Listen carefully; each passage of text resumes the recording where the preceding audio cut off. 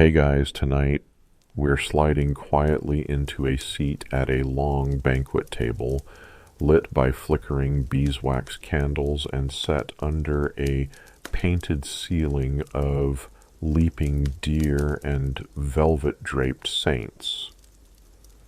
You've just taken your place at the far end of a Renaissance feast, and directly in front of you, center stage on a polished silver tray, is a roasted peacock. But not just any roasted peacock. This one is reassembled, proudly posing with its own iridescent feathers pinned back onto its cooked body, and because reality has lost all meaning, wearing a pastry wig dusted in crushed sugar and saffron. This, my friend, is dinner, and you probably won't survive it. So before you get comfortable, take a moment to like the video and subscribe, but only if you genuinely enjoy what I do here. And hey, post your location and local time in the comments. I love seeing how far this weird little dinner party travels.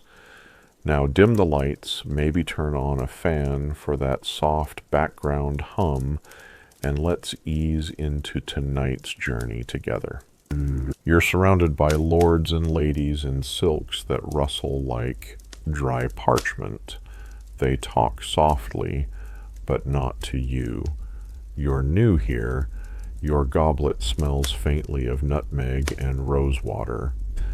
A child's voice somewhere in the distance plucks out a madrigal on a lute. Across the table, a bishop with a powdered forehead nods solemnly before biting into something bright purple. This is not dinner, this is ceremony. The roast peacock before you is not here for taste, though you'll soon learn that Renaissance nobles had rather tragic opinions about what was tasty, but for symbolism. Peacock meat was tough, dry, and slightly gamey, but to display one whole, with its head turned upward and wings spread, said one thing loud and clear: I am so powerful I can waste resources beautifully. You hesitate to touch your knife. Historically, we know peacocks were first used this way in late medieval France, and the tradition spread into the Renaissance with increasing flair. Noble banquets became stage plays, and the bird, already sacred in many cultures, was drafted into service as centerpiece and spectacle. Some chefs even stuffed the roasted peacock inside a swan just to up the ante. And yes, they still redressed it in feathers after roasting. Imagine you've just come from a muddy market town where your diet consisted of onions, coarse bread, and a communal soup of mysterious origins. Now you're being told to clap for a bird in a wig. A servant approaches and mumbles, "Would you like the skin crisped or softened with clove water?" You panic and nod. Let's talk about those wigs. No, you're not hallucinating. The wigs on some of these birds were entirely edible. Chefs, really more artists than cooks, would fashion small coiffures out of spun sugar, almond paste, or bread dough tinted with saffron and set them atop the bird's head like a crown. In some cases, if the bird's own skull remained, the wig was mounted like a trophy. If the head was gone, well, flour can do wonders. Historians still argue whether these wigs were a nod to fashionable nobles or a grotesque parody of them. Some think the birds mocked guests with their wigs, an inside joke by the chef perhaps. Others suggest it elevated the meal to high art. Behold, your dinner is you. Either way, you're now chewing the symbol of elite vanity, flavored faintly of coriander and irony. Across the room, a noblewoman whispers about the melancholy aftertaste of a peacock that wasn't blessed properly. Her companion nods as if he, too, once tasted spiritual gloom in an undersalted thigh. Servants bustle around you like bees, each dish more absurd than the last. A gilded pie arrives with live songbirds inside. When the crust is cracked, they flutter out and flap through the rafters, leaving everyone clapping and sneezing. The bishop snorts wine through his nose. And you're just trying to figure out if your fork is ornamental or functional. Spoiler, in the early Renaissance, forks were still suspiciously exotic, more likely to be used to lift fruit than stab a hunk of peacock thigh. Now, picture the scent of the room. Roasted meat, of course, but also burning resin, tallow candles, dried lavender sachets pinned to collars, and an unfortunate mix of perfumes. Most nobles hadn't bathed fully since the last solstice festival, so you're inhaling centuries of powdered citrus and wishful thinking.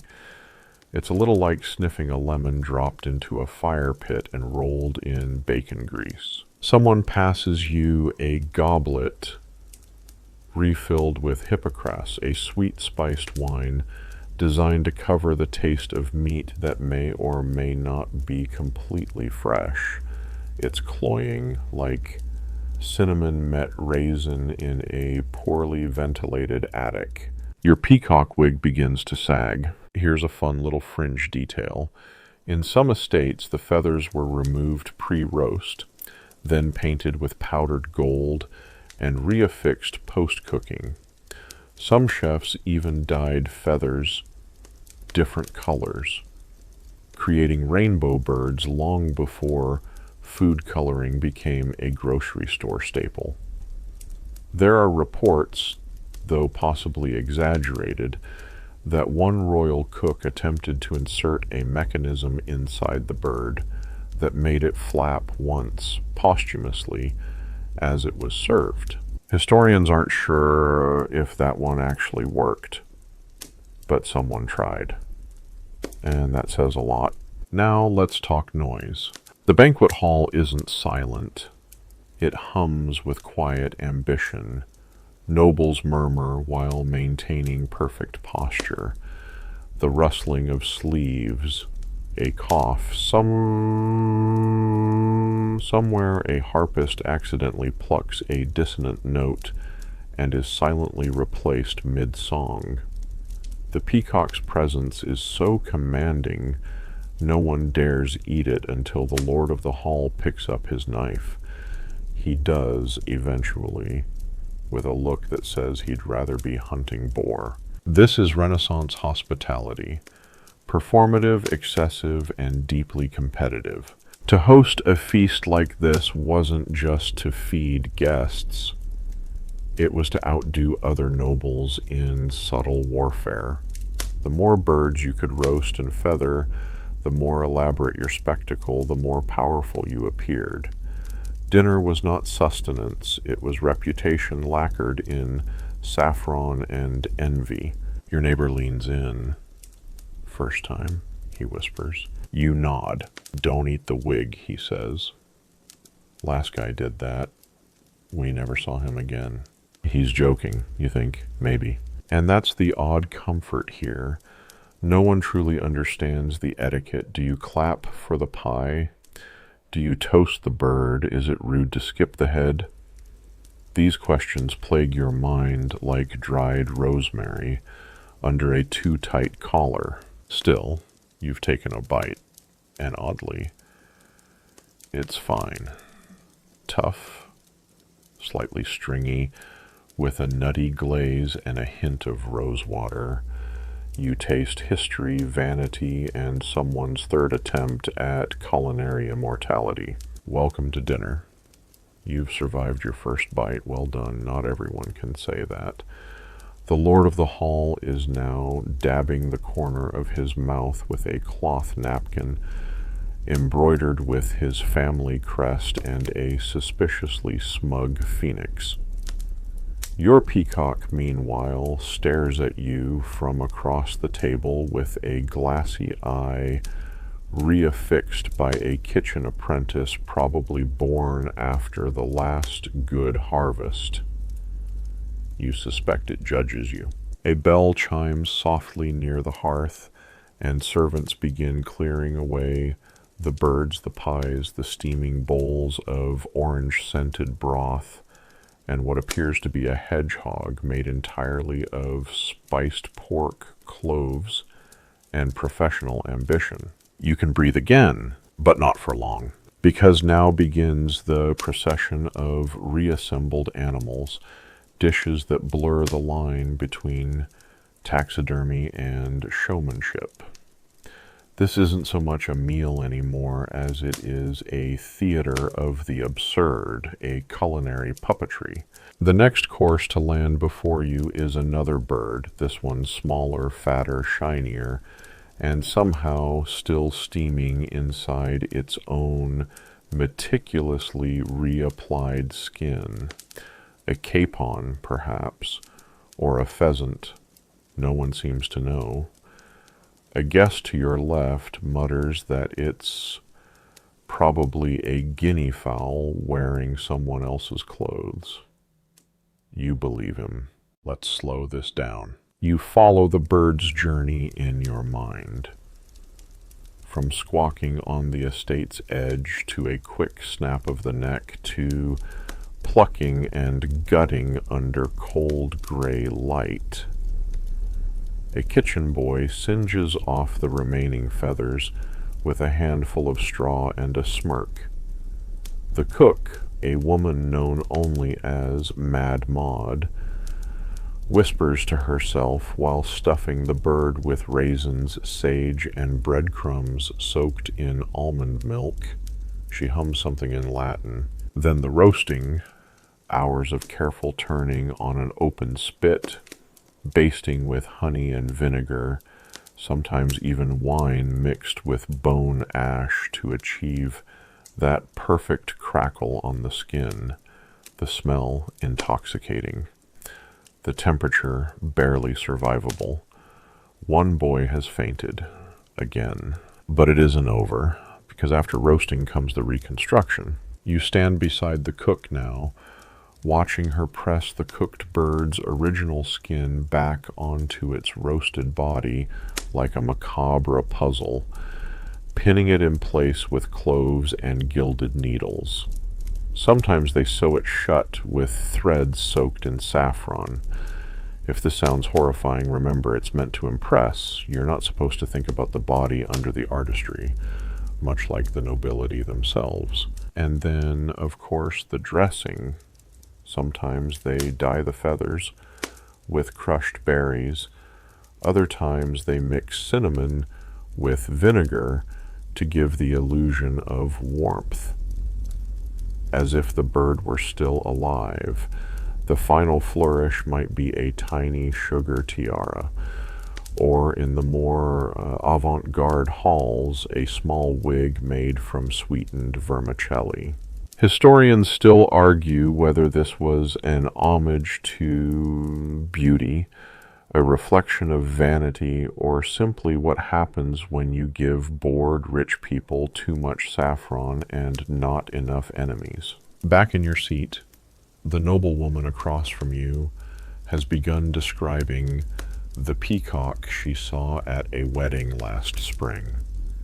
It breathed smoke, she says, eyes wide. Little bellows inside, you know, or maybe it was incense.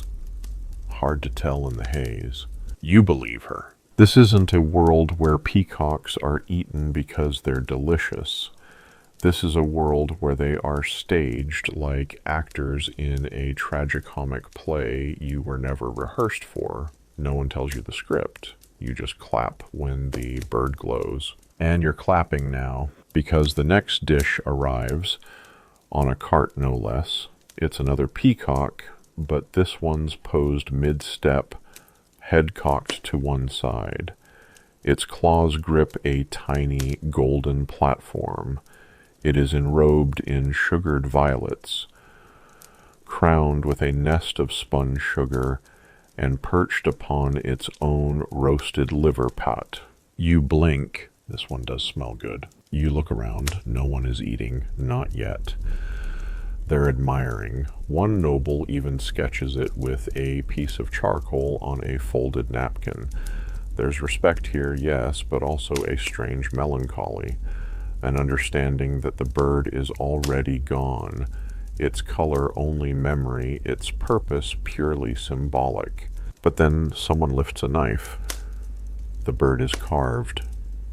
And you remember. Food here is language. In the Renaissance, especially among the elite, meals were not private moments of nourishment. They were performances. Every plate was a paragraph, every course a carefully crafted sentence designed to whisper something about the host, their wealth, their taste, their access to exotic ingredients and rarer ambitions. Take the use of peacock, for instance. It wasn't just the bird's beauty that earned it a spot on the table. It was also its ancient symbolism. In Christianity, the peacock had long represented immortality and resurrection. In Persian mythology, it stood guard at paradise's gates. So when a nobleman roasted one, then dressed it back up in its holy regalia and served it to guests under gold-dipped chandeliers, it wasn't just dinner, it was a statement of godliness, of control over life and beauty. You reach for your goblet again, this time filled with something thicker, perhaps a syrupy cordial made from rose hips and honey. It clings to your tongue like melted lace. You remember reading that in some households, roasted birds were made to appear as if alive. One 15th century record describes a bird brought to the table with fresh herbs stuffed into its beak, so that as it was served, it appeared to be breathing. Another tells of a banquet where the birds were half alive, somehow drugged, plucked only partially, and sent back into the hall with small capes. These accounts are, to put it gently, debated. Historians still argue whether these stories were true, embellished, or outright invented to mock the excesses of the time. Either way, the fact that they were believable speaks volumes. You lean back. Your chair creaks. You hear the kitchen again in your mind. The chaos, the heat, the absolute obsession with presentation. You imagine a cook sweating into her apron, whispering, "Don't wrinkle the feather." Another murmurs, "Make the bird look proud." Proud, as if it matters. And yet, somehow, it does. Dinner here isn't about eating. It's about capturing glory, even if it comes on a tray, with tiny candied pears and a bird who looks better dressed than you. You glance again at the bird before you. Its wig is slightly tilted. You fix it. No one sees. You smile. That's something at least. You're 3 birds in now. Maybe 4. It's getting hard to count. The feast stretches on like an illuminated manuscript.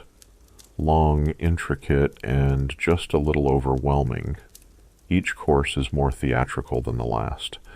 Someone next to you whispers that the Duke once served a pie that recited a poem. You don't ask how. Instead, you focus on surviving the next chapter of this edible epic, the part where food becomes power, real power, not just "look how rich I am" power, but the kind of power that whispers through velvet halls and tilts succession wars over dessert. You glance down at your plate. It's a color that doesn't occur in nature. somewhere between clotted cream and dying lavender. On it rests a gelatinous mound that shimmers faintly under the candlelight. A servant had called it a mosaic of meats. You're too polite to ask if the meat was arranged according to region, era, or relative regret. Welcome to the Renaissance idea of flavor. For the nobles of the 15th and 16th centuries, flavor wasn't necessarily a priority.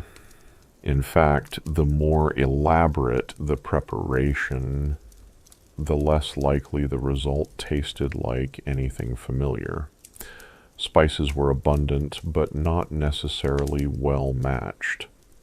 Textures varied wildly. Crunchy almond pastry layered over poached fish and sugared figs, for example, and sauces were often thickened with stale bread, mashed nuts, or wine boiled into submission. Why such confusion on the palate? Well, partly because many nobles didn't associate meals with personal pleasure. They associated them with performance, survival, and appearance. A feast was a chance to display control over abundance, to showcase access to global trade routes and clever cooks. Flavor, that was optional. This is why your peacock came with a glaze made from rosewater, cinnamon, and fish broth, because someone, somewhere, once thought that combination whispered power. You take a sip of something thick and sour, possibly pomegranate, possibly regret. Across the room, a servant drops a silver dish. No one flinches. These people are trained.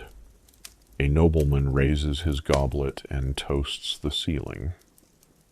To the kitchens, he says, and their noble sacrifices. You're not entirely sure whether he means the staff or the birds. Here's where it gets deeper. In many Renaissance courts, the act of dining itself was inseparable from diplomacy. Treaties were signed over shellfish. Marriages were brokered between bites of quince. Political rivals were seated just close enough to test their cutlery range. Hosting a feast, especially one involving exotic birds dressed like ambassadors, was a declaration of wealth, but also one of reach. You weren't just rich, you were connected. Serving peacock, for example, implied access to far-flung estates and knowledge of ancient symbology, but it also required an entire infrastructure. Falconers to capture, stewards to manage the birds, cooks to handle the impossibly delicate roasting and restuffing, and of course the ornamental staff, those responsible for dyeing the feathers, crafting the wigs, and ensuring that the bird looked freshly plucked from a mythical garden, not a local farm. Historians still argue whether certain dishes were real or apocryphal, like the swan baked into a pastry crust shaped like a castle, or the goose stuffed with a chicken, stuffed with a quail, stuffed with grapes. But one thing is clear, these foods weren't made to be eaten, they were made to be witnessed. You chew something that might be meat, might be marzipan, it collapses in your mouth like diplomatic tension. Let's talk about the guests. You're seated between a minor Florentine noble with a ring on every finger and a woman who hasn't spoken since she arrived. Her headpiece could injure someone. She stares straight ahead, chewing rhythmically as if counting in her mind. You get the sense that everyone here is performing, but no one's sure who the audience is. Maybe it's God, maybe it's Venice, or maybe it's just you. Because right now you're watching, learning. You see how the nobles adjust their bites based on who's watching. You notice how they complement dishes using language designed to flatter the host, not the cook. A man across the table murmurs, "This venison tastes like the mountains of your birth," and the Duke beams. Food is metaphor, food is inheritance, food is a very slow war. At the far end of the hall, an entire roast boar is being wheeled in on a silver cart, of course, surrounded by apples carved into the shape of lions. Its tusks are capped in gold. Its mouth is open and filled with spiced prunes. You hear someone whisper, "They say the queen had one once that sang." You believe them. Now imagine what all this meant for the staff. The invisible army behind the scenes who never sat at the table, never tasted the food they made. Cooks, scullions, spit boys, sauce makers, sugar sculptors, hundreds of hands preparing meals they would never eat. They worked in soot-filled kitchens, among smoke and boiling oil, with recipes that read more like wizard spells than cookbooks. You once read that one recipe simply began, "Take the peacock, alive if possible, and convince it of your intentions." It wasn't always clear where the cooking stopped and the conjuring began. One of the fringe details in some courts, the Master of the Peacock was a real title. This person was responsible for overseeing the birds, alive and dead, ensuring their proper care, slaughter, and dramatic presentation. They wore robes trimmed with feathers and were expected to speak in measured tones, like a feathery butler of death. You wonder if they got to eat any of it. A servant brings you a finger bowl with rose petals floating atop. You dip your fingers carefully, though you're not sure if this is meant for cleansing or signaling. You copy the noble to your right. He wipes his hands and places the petals in his pocket. You do the same. He gives you a nod. You're in. You've now moved past hunger, past confusion. You're entering a new stage, awareness. You understand that this banquet is not for satisfaction. It is for signaling. Everything you eat, say, or ignore sends a message. That's why the peacock wore a wig. It wasn't about irony, it was about identity. The feathered meal said, "I can afford absurdity. Can you?" You look around. The nobles aren't full, they're alert, watching each other, measuring portions, measuring power. And you, at your seat at the edge of the candlelight, begin to understand the true flavor of Renaissance cuisine. It tastes like ambition, with a hint of rosewater. You might think the kitchen is a quieter place than the feast, that after all this ceremony and display, the culinary machinery behind it would hum in gentle order, like a flower-dusted ballet. But as you slip, hypothetically of course, behind the banquet hall doors, down the dark corridor, veiled by a tapestry of St. Hubert, surrounded by stags, you step into the true theater of the Renaissance. The kitchen isn't quiet, it roars. The smoke hits you first, a thick, oily fog that clings to your nose and clothes like a desperate herb cellar. It smells of dripping fat, scorched thyme, wet wood, and something faintly metallic, probably the 20 roasting spits turning in violent unison over open flames. Every few minutes, a boy with arms too small for the job heaves a jug of vinegar onto the coals. The fire flares like a beast awakened, casting red shadows across the room. And then the noise. Metal on stone, cleaver on bone, pestle against mortar, the occasional shouted curse in a dialect you don't understand. Servants dart through narrow passageways, avoiding each other by muscle memory. You watch a kitchen boy narrowly avoid a collision with a platter of raw boar meat by pivoting like a trained dancer. Here, you are not a guest. You are an obstacle. But no one stops you. No one has time. They're too busy translating aristocratic demands into edible architecture. One cook is layering veal pâté into a castle mold, carefully filling the crenellations with pressed plum jam. Another is painting saffron glaze onto a rack of lamb, whispering, "Let the sun shine, let the sun shine," as if invoking the god of golden crusts. This is where dinner is born, and occasionally where it dies. Let's talk about the hierarchy. Renaissance kitchens operated like armies, strict, vertical, and unforgiving. At the top stood the master cook, a kind of general in an apron, who never touched raw meat, but directed everything like a commander at war. Below them were sauce makers, roast masters, pastry lords, and dozens of specialized roles, each with a specific task and turf to protect. Below them were the scullions, the lowest caste, who chopped, peeled, scrubbed cauldrons and were usually beaten for sport. One poor soul is deboning doves with tweezers. You watch for 3 minutes and feel both awe and dread. He's humming. This is not a kitchen.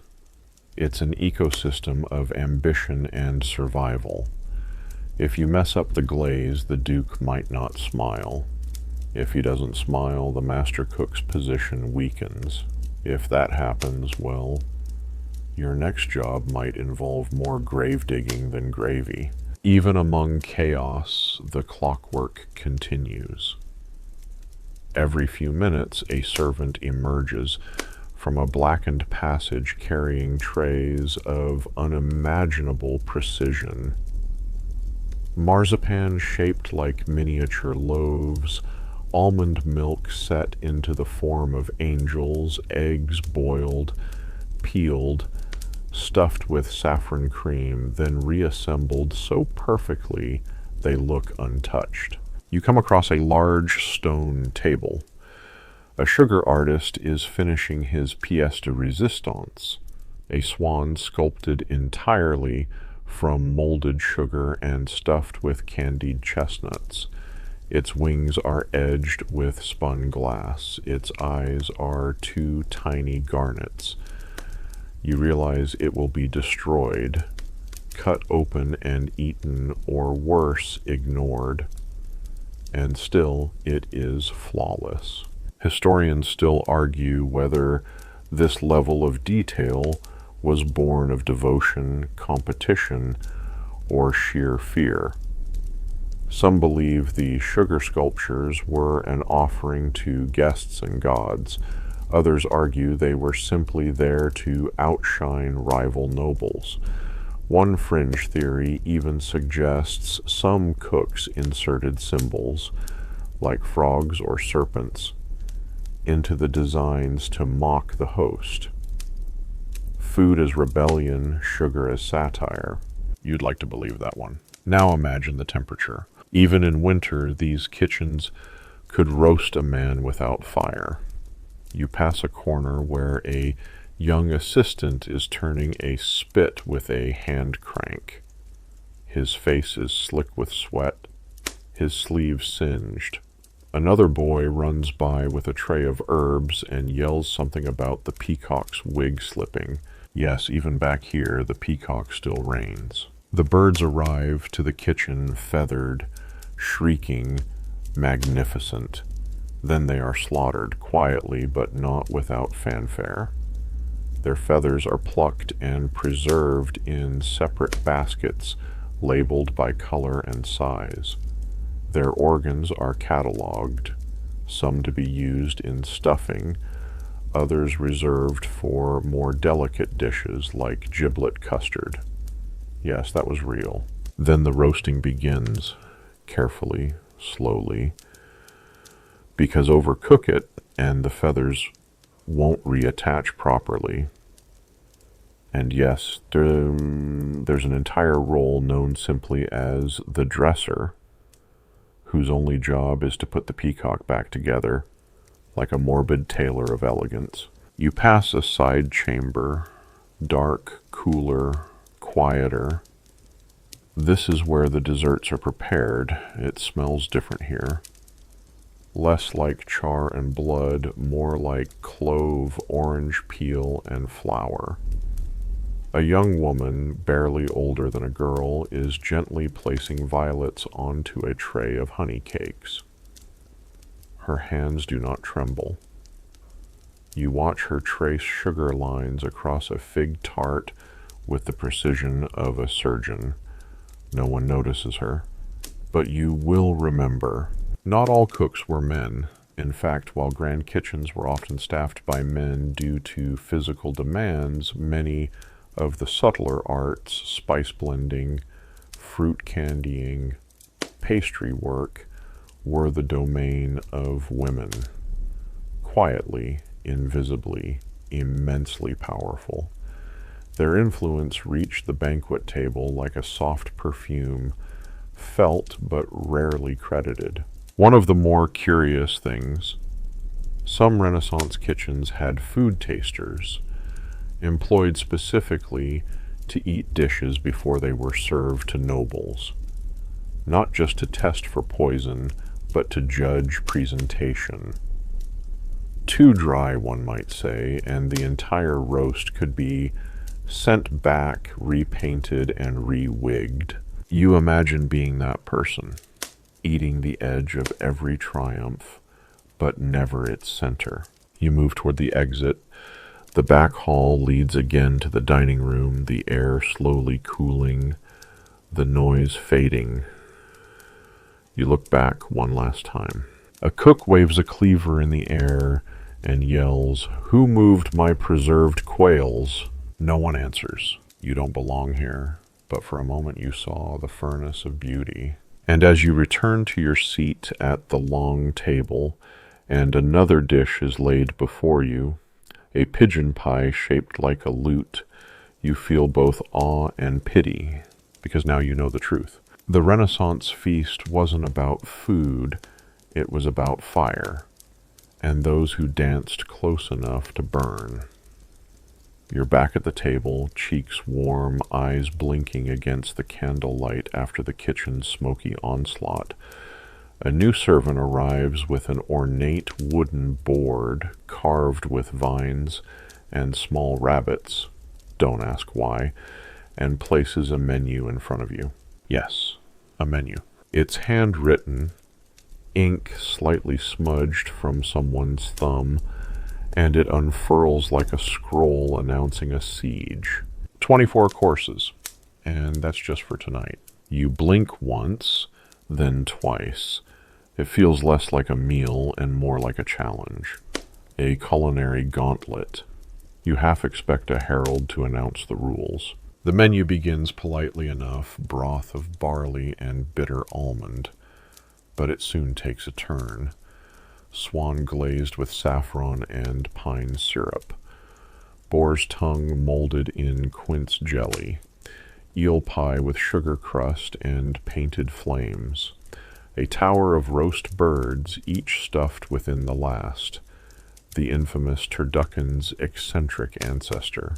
And, of course, multiple peacock appearances, because one simply isn't enough. You glance at your neighbor's menu. He has already folded it into a swan. Of course he has.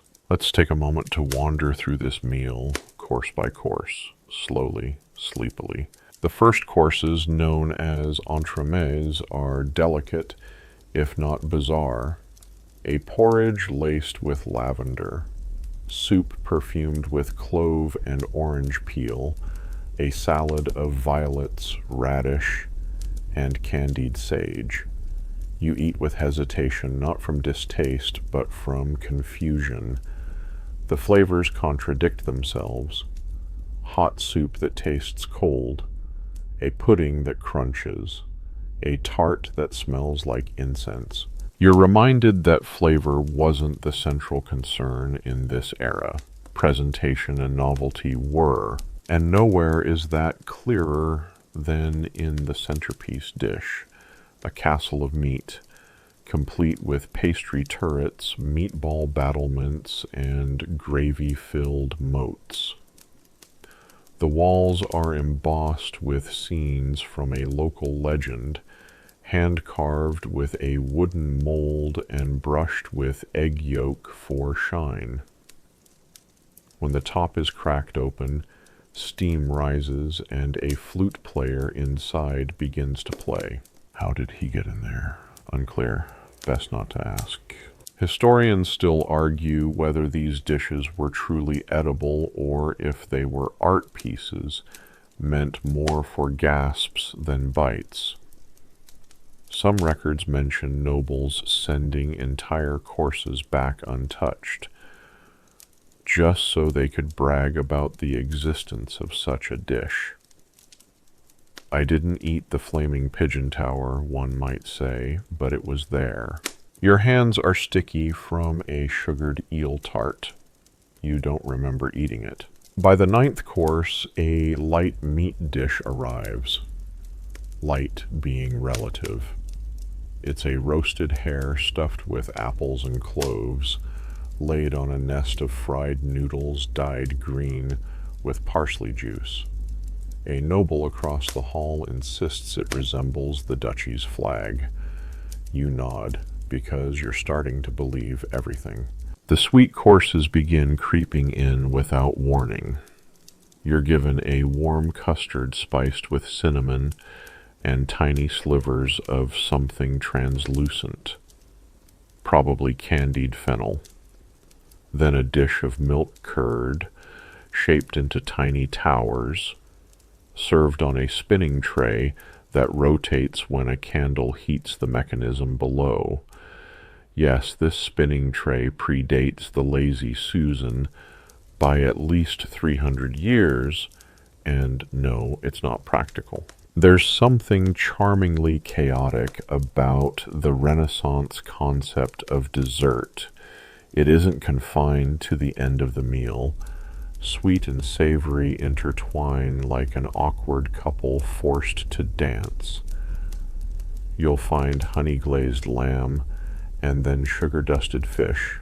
One dish is just roasted chestnuts arranged in a circle, with a tiny almond standing in the center. The noble next to you whispers, "It's a riddle." You nod solemnly. Now let's pause for something truly strange. Illusion food. You're presented with a plate of what looks like a roast suckling pig, complete with shiny eyes and curled tail. But when you cut into it, gingerbread, the entire thing is cake. Another noble lifts a fish head that opens to reveal grapes inside. It's a game, a trick, a reminder that even your senses are not to be trusted here. Why did they do this? Because for Renaissance elites, the more you could bend reality at your table, the more impressive your household became. If you could make cake look like meat, or build edible towers, or serve glowing jellies made with crushed firefly glands, perhaps, then you were playing the game correctly. You've now arrived at the meat fatigue phase. That's not its real name, but it should be. You sit still, hands resting on your lap, unsure if you can swallow another bite. You've eaten birds with wigs, pies with fruit armor, stews that tasted like perfume, and now, they bring out the interlude. Yes, interlude courses. Not for eating, just observing. A small parade of dishes is wheeled out on a table shaped like a barge. These include a loaf of bread shaped like a lion eating a Frenchman, a glazed ox tongue coiled to resemble a serpent devouring its tail, a pudding shaped like a globe. No one touches these. They are for admiration only. The lords discuss them like sculptures. You overhear someone say, "I believe the tongue speaks to the Pope's absence." And another murmur, "Yes, but the Frenchman is surely about tariffs." You are, at this point, delirious with observation. Now enter the drinks phase: sweet wines, spiced ales, herbal tonics, waters infused with mint and rosemary and crushed opal, supposedly. You sip a lavender cordial that makes your throat feel like someone just whispered nap directly into it. One more dish arrives before the final act, a pie, of course, but not just any pie. This pie moves. You remember the old tales, pies filled with songbirds, frogs, even small monkeys, though historians firmly debate that last one. What's brought to the table is less live and more mechanical. A small crank at the side turns gears beneath the crust. A figurine of a knight pops up from the top and waves a flag, then retreats. Applause. You don't even blink anymore. You just nod. This is normal now. And then dessert arrives. Proper dessert. Trays of candied ginger, comfits, sugar-coated seeds, rosewater jelly, marchpane animals, and sculpted sugar crowns. Some are eaten, some are pocketed. Others are used as political tools, handed from noble to noble with a wink and a bow. Accepting the swan means alliance, someone whispers. You take the rabbit instead. Historians still argue whether menus were widely distributed or reserved only for the host's guests of honor. What is clear is that meals of this scale weren't daily.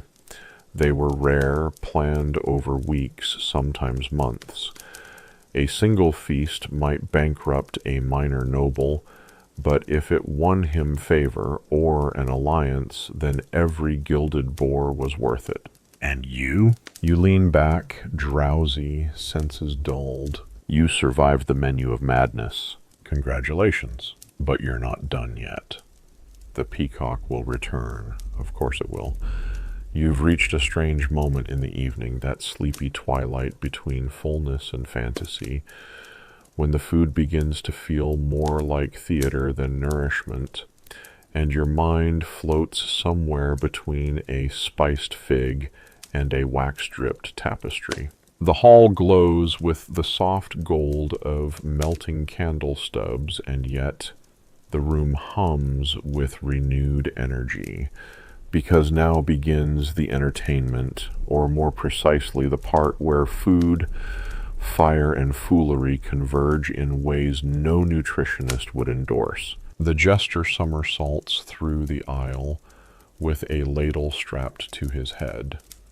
A lute player plucks a tune that could be a waltz or a warning. A page in too tight velvet delivers small bowls of soup chilled to near frozen and claims they were harvested from the dreams of owls. You are not certain he's joking. And the food? Oh, it's still coming. But now it arrives as spectacle. First, a stew in a hollowed-out turtle shell, wearing a pearl necklace. Then a roast duck sewn into a pastry shaped like a monk. And finally, a tray of oysters nestled in pomegranate halves, accompanied by a performance of interpretive dance from a man dressed as a goose. You try not to blink too much. This is the age of culinary pageantry, where dishes are made not merely to impress but to entertain, where chefs are part magicians, part set designers. And here, in the glimmering mess of ambition and saffron, the peacock makes another entrance. It's bigger this time. Draped in a velvet mantle embroidered with gold thread, a tiny wax crown perched between its stiffened feathers. Beneath it, The roasted body glistens with honeyed glaze, resting on a circle of candied almonds and violets. Its eyes, if you dare look, appear to twinkle. You suspect the kitchen has discovered some unfortunate secret involving crushed beetles and mineral oil. A hush falls. The peacock's return is clearly the evening's climax. This, dear listener, is the presentation course, a tradition where food becomes stagecraft, sometimes involving edible sculptures, music, and even short theatrical scenes performed around the dish. It's a moment meant not for forks, but for awe. And awe is what you feel, along with confusion and perhaps the need for a nap. This particular bird is delivered with 2 accompanying pages, children really, dressed as Roman senators. One holds a scroll that reads, as whispered by the announcer, a proclamation of noble taste. The other stands in silence, holding a tray of what appears to be mint-dyed rice shaped into feathers. You're not sure whether to eat or applaud, so you do both quietly. Now, let's pivot for a moment to understand why this peacock and its pomp matter. In the Renaissance, meals were performative declarations. They were used to showcase allegiance, lineage, power, and, increasingly, wit. The absurdity of serving a bird wearing a crown wasn't lost on anyone, but it was a feature, not a flaw. Nobles wielded humor and extravagance as a flex. The weirder the feast, the more eyes it turned, and the more people talked. Did you hear about Count Ferrero's goose in a corset? Apparently the Duke of Savoy served a flaming porcupine. Queen Bona had sugar doves that laid candied eggs mid-feast. Historians still argue whether some of these stories were exaggerations or the byproduct of drunken gossip, but the line between truth and satire was already so blurred at the table it often didn't matter. Speaking of blurred lines, this is also when foods began to talk. Yes, talk. A new trend among elite hosts was to commission short songs, poems, or riddles to be attached to dishes. A pastry might arrive accompanied by a scroll reading, "I am but a swan who sings not till the end. Taste me." Another might have sugar letters baked into the crust, spelling out double meanings or puns that made the bishop blush. You're handed a meat tart. On top, a single word carved into the crust, soon. Soon what? You eat it anyway. You're beginning to understand the rhythm now. The meal is a cycle of tension and release. Theater, then silence. Pageantry, then plate. Every absurdity is followed by a grounding moment, like the sudden arrival of a dish of plain boiled barley, served in a pewter bowl, with a sprig of rosemary and no commentary, a pause for the palate. And just when you think it's over, the court jester returns, riding a mechanical fish on wheels, while a small child throws bread rolls at the ceiling. A moment later, a flaming pudding is wheeled in, bearing tiny flags from neighboring duchies, each one symbolizing a family with whom the host is currently not speaking. Subtle diplomacy, served flambéed. At this point, you realize something. No one is full, not really. You've eaten a lot, but in small bites over hours, between sips of perfumed wine and laughter. The Renaissance banquet wasn't about gluttony. It was about stamina, endurance, participating in a story that had no clear end. Another juggler passes. This one tosses eggs, real ones. You duck, just in case. Some fringe scholars claim these spectacle courses were often used to test guests, to see who laughed at what, who took offense, who joined in the jests, who stood apart. Every reaction was a data point, every smile a political maneuver. The bird in the wig, not just for show, a symbol, a signal. And you've played your part well. You haven't fainted. You haven't questioned the significance of the almond stuffed inside the roast mouse-shaped marzipan. Yes, that happened earlier. You remember now, don't you? You've nodded politely at metaphors made of pastry and even clapped for a pudding shaped like a bishop's hat. That's more than most. And finally, a silence settles over the room. The nobles lean back in their chairs. The candles flicker low. The jester removes the ladle from his head. A final toast is raised, not with wine, but with warm spiced milk served in cups made of gingerbread. The lord of the hall stands. We thank you, he says simply, for feasting not just with mouth, but with mirth. You sip the milk. It tastes like cardamom and sleep. And as the servants begin clearing the remnants, crumbled crusts, half-eaten birds, sugar sculptures melted from heat, you let your eyes rest on the peacock one last time. Its crown has fallen askew. Its feathers glint in the dying light, and for a moment it almost looks real again. You're still seated, but the world around you has changed. The meal has ended, formally at least, but no one rises. That would be too sudden, too crude. Instead, the feast shifts into its next quieter phase. A musical interlude. A few murmured recitations of poetry. A noble picking absent-mindedly at a plate of candied fennel, while another plays chess with his sugar-dusted olives. You're not here to eat anymore. You're here to listen. A lute begins to play softly in the corner. Its notes are fragile as spun sugar. A soprano voice joins in, singing in an old dialect you don't understand. You don't need to.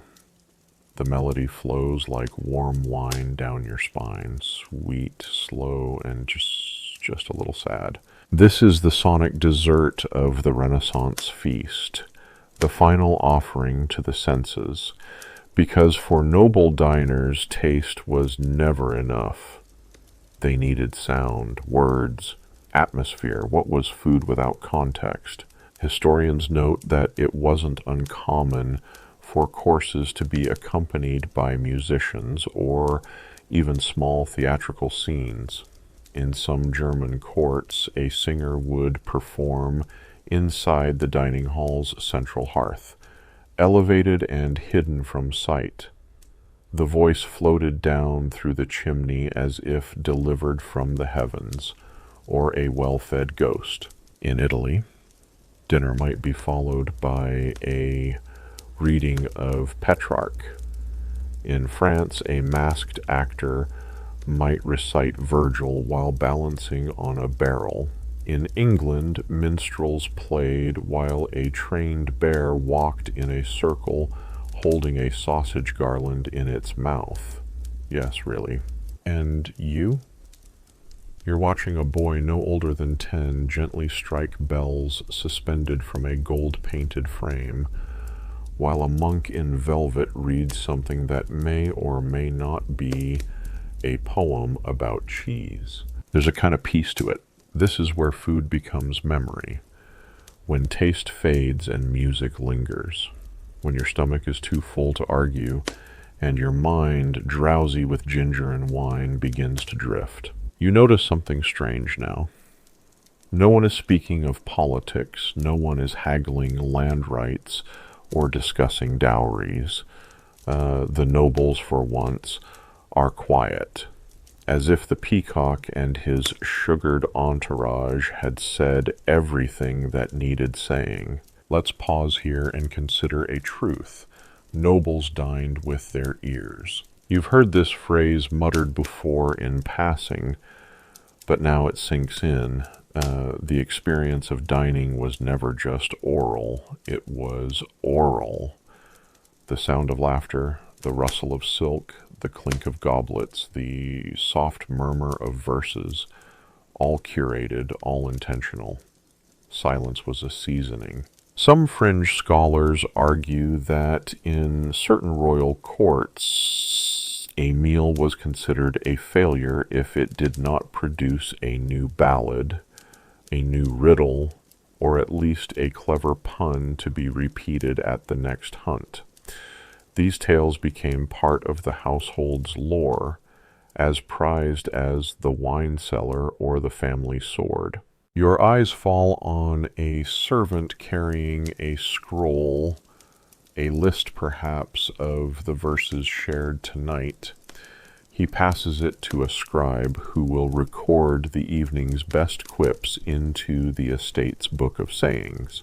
Yes, that was real. In some noble households, there existed a dinner chronicle, a leather-bound ledger in which notable toasts, jokes, and recited lines were written down for posterity. These entries, often scribbled in wine-stained margins, provide us with some of the most peculiar and charming records of Renaissance social life. One such note from a Hungarian noble's feast in 1534 simply reads, "Janos laughed wine through his nose, blamed the pie, forgiven." You smile. You imagine your own entry tonight might be, "Guest from nowhere clapped too soon, enjoyed the almond swan, promising sleeper." Back at the table, someone is humming. It's not quite in tune, but it's soothing. A tune you think you've never heard before, yet somehow know. And this, right here, might be the true point of the Renaissance feast. It wasn't just to eat, it was to create moments. Small, strange, unforgettable ones. Moments like the silence that falls after a song ends, or the realization that the poem you just heard was about a duck, or that the gold thread on your napkin matches the trim on the server's shoes. Everything is connected loosely, absurdly, beautifully. Let's pull back a bit now. Think bigger. When scholars describe this period, they use grand words: rebirth, humanism, luxury, patronage. But here at this table, you see a different side of it, a gentler side, a deeply human one. You see people finding joy in the ridiculous, people who commission edible birds not just for ego, but to hear their guests laugh, who dye rice purple because it reminds them of spring, who place orange blossoms in wine because they think it sounds poetic. Historians still argue whether this decadence was sustainable, whether it contributed to revolts, famine, or merely inflation of powdered sugar markets. But tonight, you're not an economist. You're a listener. And the room, it's a lullaby now. The lute continues, barely above a whisper. The candles are lower.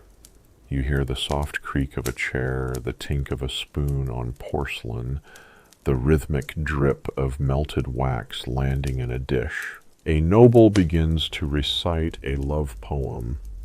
It's in Latin and poorly translated. No one minds. Even the peacock seems quieter now. You close your eyes just for a second, and in that space between wakefulness and dreaming, you understand you are full, not of food, but of experience. This was never about peacocks, really. It was about presence, about a moment shared by too many people in too little light, with too much wine and too many metaphors, and that somehow made it just right. Your fingers trace the rim of your goblet now, slowly, absently, as a distant hush settles across the great hall like the last dusting of flour on a warm loaf. The fire in the grand hearth has softened to embers. Shadows stretch longer. The grand feast is shifting again, not into silence but into drift, that soft, meandering lull where time feels syrupy and laughter comes slower, warmer, more whispered. And it's in this hazy comfort that you begin to notice how different other feasts must be beyond these walls. Not all nobles, not all lands serve peacocks in wigs. Some prefer swans in armor, others falcons, turtles, even lizards molded in sweet pastry. So you float now, dreamlike, through the feasting halls of Europe and beyond, where every noble court has its own flavor of absurdity. First, to Spain. You find yourself seated in an Andalusian palace under arches carved like lace, with rosewater cooling in shallow dishes and music drifting in from a tiled courtyard. Here the peacock is rare but no less adorned. It arrives dusted with cinnamon, resting on a bed of couscous scented with citrus peel. No wigs here, just a cascade of pomegranate seeds trailing like jewels across its feathers. This is a Moorish court, refined and intricate. Conversation flows like honey. The dishes lean sweet. Lamb with dates, milk puddings, eggplant with saffron and mint. The table glimmers with copper trays and glass goblets, imported from Venice but etched with Arabic calligraphy. And the sound? A soft strum of the oud, gentle hand claps, maybe the clink of a spoon against glazed ceramic. It's less theater, more poetry, but still the bird is sacred, beautiful, slightly unsettling. You watch a noble pick at it, with fingers perfumed in rose oil. Then drift again, across the mountains to France. Not the France of today, but a sprawling estate in the Loire Valley, where the table is longer than the room, and the windows stretch taller than a man on horseback. Here the feast is a military exercise disguised as elegance. The peacock reappears. Of course it does. But here it's strategic. It wears armor, literal pastry armor, embossed with the crest of the hosting family. Its wings are fanned upward, fixed in place with tiny pins of bone and gold wire. Its claws grip a miniaturized shield painted with food coloring and alarming precision. You half expect it to challenge the swan at the opposite end of the table to a duel. This is a court obsessed with order. Courses arrive by rank. Starters salute the main dishes. Even the salads stand at attention. And yet, the absurdity remains. One noble insists on announcing each dish in Latin. Another eats only the left half of his plate, citing symmetry with the soul. You watch someone butter a radish with a tiny ivory trowel. France does not disappoint. Then, southward, to the golden courtyards of the Ottoman Empire. Here, there are no wigs, no mechanical birds. Instead, food glows from copper platters, lavish, yes, but not showy. The peacock is not served whole. It appears only in stylized form, recreated in sherbets and syrup-soaked pastries, shaped like its fan of feathers. What matters here is aroma. The food smells like heaven's spice rack. Cinnamon, sumac, cardamom, and something deeper, maybe clove, maybe legend. The The Sultan doesn't eat with guests. He watches from behind a carved screen while poets recite odes to quince and rice. A servant approaches with a plate of mutankana, lamb stewed with apricots and almonds. You taste it and realize it is less a dish than a story, one of trade routes, desert caravans, and rivers that knew dates before they knew fish. There is no peacock on the table, because here it sings in syrup, and then across the seas. You find yourself in a Mughal court. The hall smells of sandalwood and cardamom.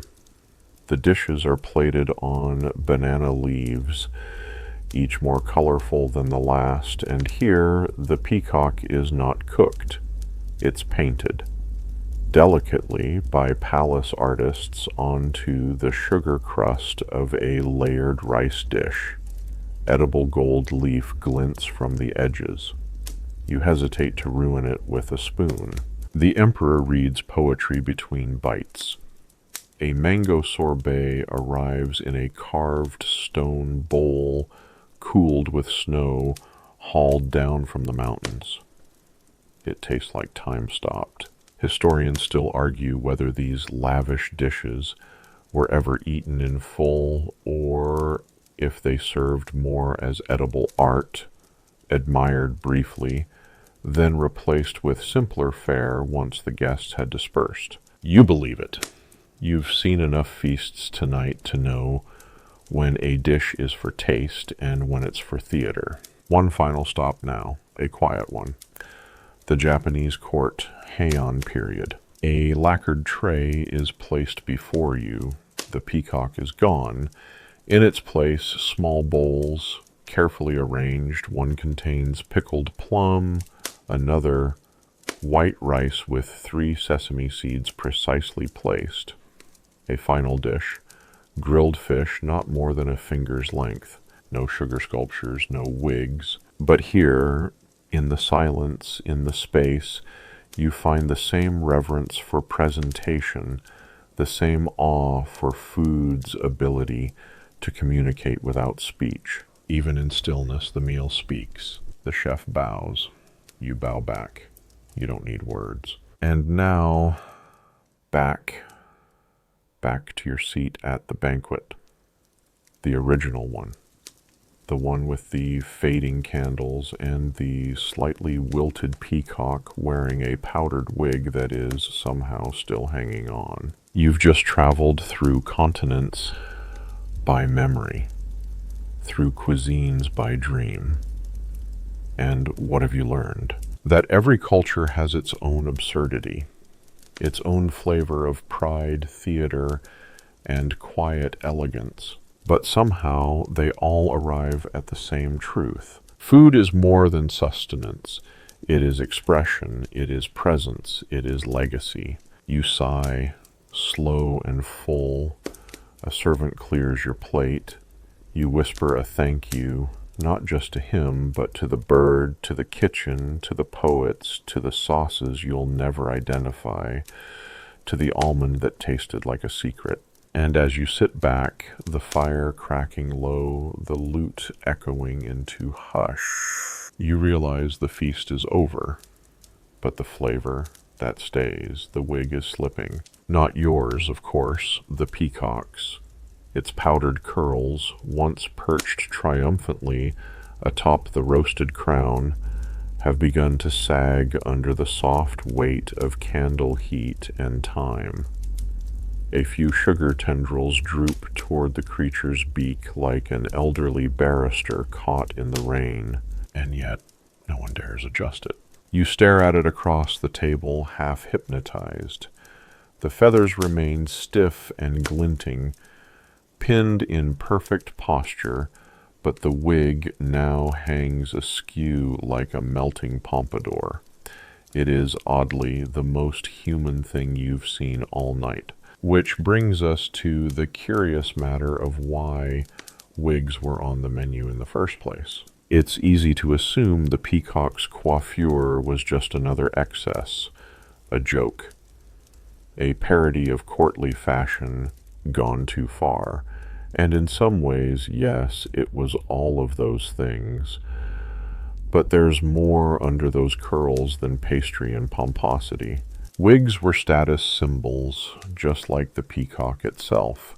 In the Renaissance, as social hierarchies stiffened and dress codes grew more elaborate, hair became a form of visual hierarchy. The higher the hair, the higher the rank. And powdered wigs?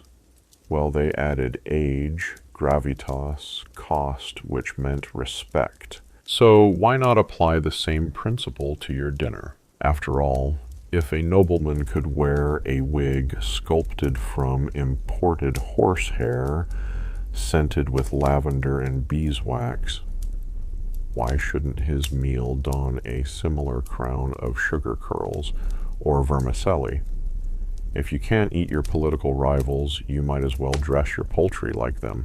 One fringe theory, admittedly found in the more eccentric historical journals, suggests that dressing peacocks in wigs may have begun as a satirical jab, that a particularly clever chef, tired of seeing powdered courtiers demand powdered pastries, finally snapped and went full theatrical. "You want nobility?" he muttered.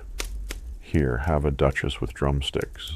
Historians still argue whether this origin holds any truth, or if it's just culinary folklore, but the fact that it feels plausible says a lot about the times. You lean back in your chair, replaying the evening's parade of coiffed courses in your mind.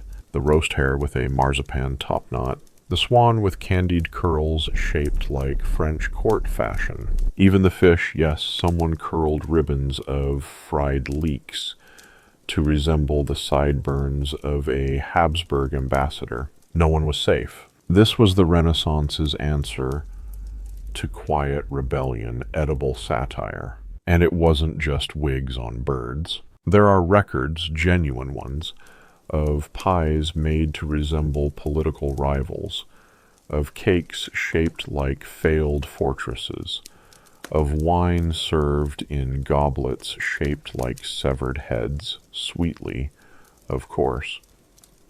Sugar does wonders for revenge. And beneath the laughter and absurdity, a shrewd truth food speaks, louder than a sermon, sweeter than a poem, and sometimes sharper than any blade. You turn your gaze back to the peacock. Its wig has now fully collapsed over one glass eye, and suddenly you feel something tender. This bird, once alive, now roast, then dressed like a fool, has become something else entirely. It's a mirror. A reflection of the court's hunger for novelty, for vanity, for control over nature, so complete that even death must be powdered and pinned, and yet the bird endures, silent, strange, oddly dignified beneath the sugar. One nobleman across the table begins to giggle, quietly at first, then uncontrollably. He points at the wig, now halfway down the bird's neck. Another joins in, then another, until laughter rolls softly down the table like a spilled sauce, warm and absurd and gently freeing. And in that moment, no one is a duke, no one is a bishop, no one is a guest or a host. You are all simply people, tired, fed, slightly drunk, and unified by the image of a once majestic creature wearing what now resembles a drooping powdered hat. A servant leans in. "Would you like the wig saved, sir?" You consider this, then nod. He places the soft, fragrant curls onto a small silver dish and carries it away as if it were a crown. Let's linger here for a moment on the symbolism. The peacock, in many cultures, stood for immortality, resurrection, pride. To reduce it to a dinner centerpiece was already an act of ego, but to crown it with vanity, that's something else. That's confession. Historians often miss this emotional layer. They catalog the dishes, the cost, the guest list, but they forget that humans, whether noble or servant, are deeply, almost comically aware of their own absurdity. They lean into it, celebrate it, wrap it in pastry and serve it at midnight. And you understand now that the wig was never the punchline, it was the reveal. It told you what no herald or poem could, that beneath all the pageantry, the Renaissance banquet wasn't about control, it was about surrender. To beauty, to nonsense, to the glorious, ridiculous truth that nothing is too sacred to roast and crown with curls. Your plate is empty now. The peacock has been wheeled away. A faint trail of violet petals marks its departure, but the wig remains, sitting on a nearby tray, collapsing gently, sweet, scented, perfectly unnecessary, and somehow entirely unforgettable. You hear it before you see it. A low rumble, like thunder made of footsteps and cutlery, then a chorus of gasps and delighted claps. Somewhere near the high table, someone actually whistles. You turn, and there it is. They've brought in a swan, but not just any swan, a gilded, roasted, reassembled swan whose arched neck gleams under layers of gold leaf. Its beak is tipped in bright vermilion. Its wings, stiffened into a permanent mid-flap, are adorned with what appear to be actual rubies. Beneath the feathers, you assume, somewhere lies meat, probably. The peacock, it seems, has competition. You lean slightly forward as the swan glides by on a mirrored tray. Beneath it, watercress and grapes are arranged like rippling waves. A sugar dolphin leaps beside its base. This isn't food, this is sculpture, theater, absurdity on a platter. And yet, it's not surprising. Because this is what happens when peacocks aren't enough. You're now deep in the belly of the banquet, where the dishes become stranger, grander, more symbolic. If the peacock was a noble's way of saying, I am wealthy, the swan declares, I am untouchable.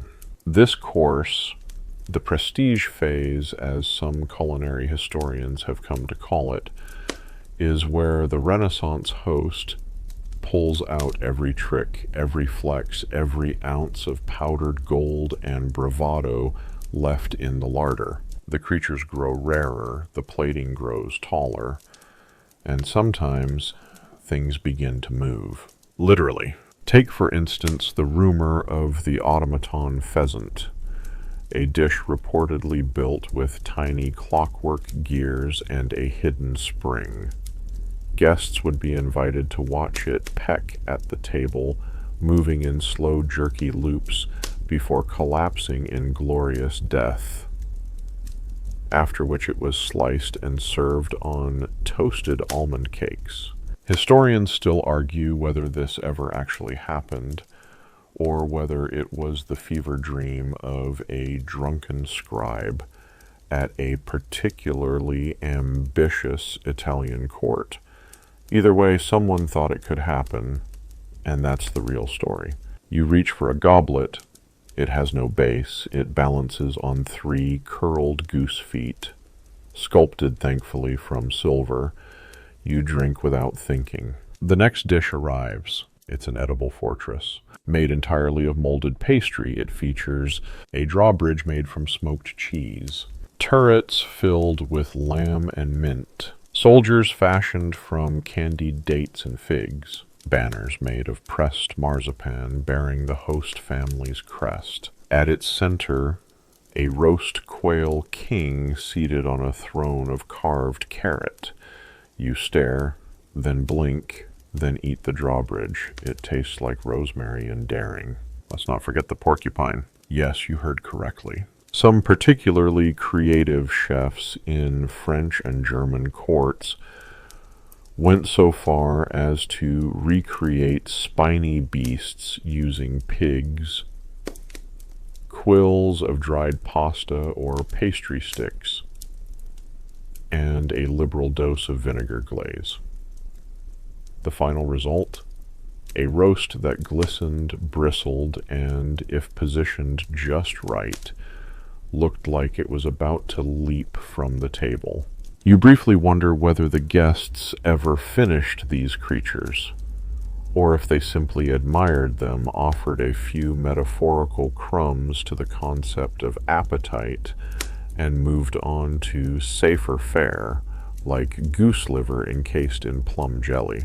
Which brings us to the illusion foods once more, but now they're more elaborate. You are handed a dish of what appears to be roasted chestnuts. You pick one up, it's light. Odd. You bite it.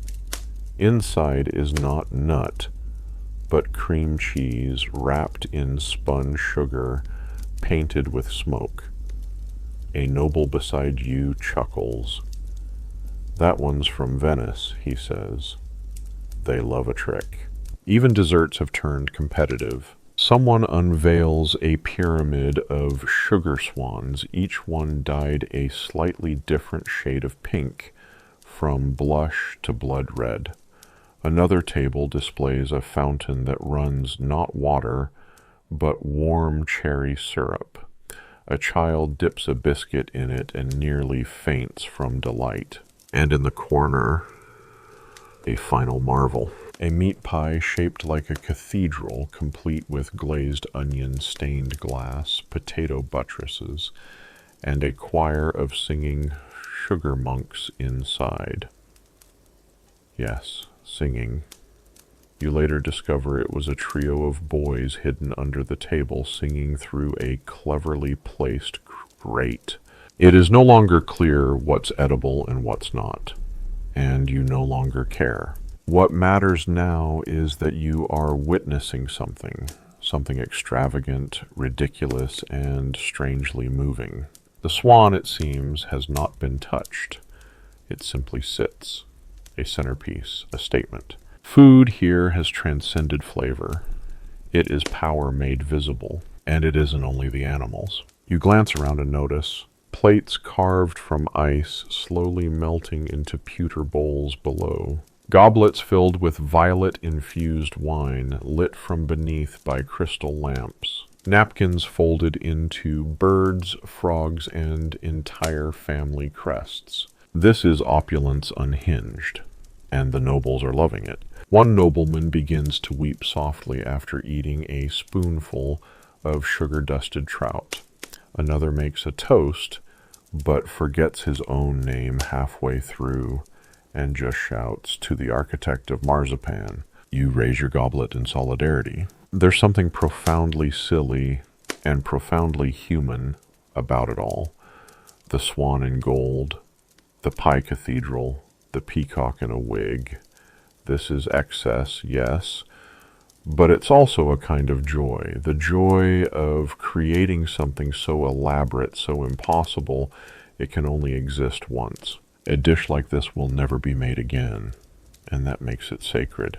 Historians often scoff at these displays. Wasteful, unsustainable. But what they miss is the emotion, the laughter, the awe, the absurdity that binds people together when the world feels unstable and uncertain. And what better symbol for that than a peacock in a wig or a roast boar wearing glasses? Yes, someone just served one. With spectacles made of sugar. You're not even surprised. Tonight, you realize you have passed through the looking glass. You are no longer a guest. You are part of the performance. And as you nibble a gingerbread steeple and watch the sugar monks melt ever so slightly in the candle heat, you smile. Because when peacocks weren't enough, they brought out everything else. And it was glorious. You've tasted gold.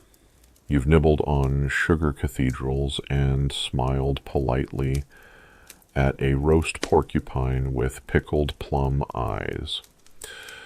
You're no longer surprised by edible architecture or poultry in formal wear. But what comes next is stranger, because now it's not about what goes on the table, it's about what goes down the hatch. Welcome to the curious and slightly terrifying world of Renaissance digestion, a chapter of the banquet that's more about endurance than enjoyment.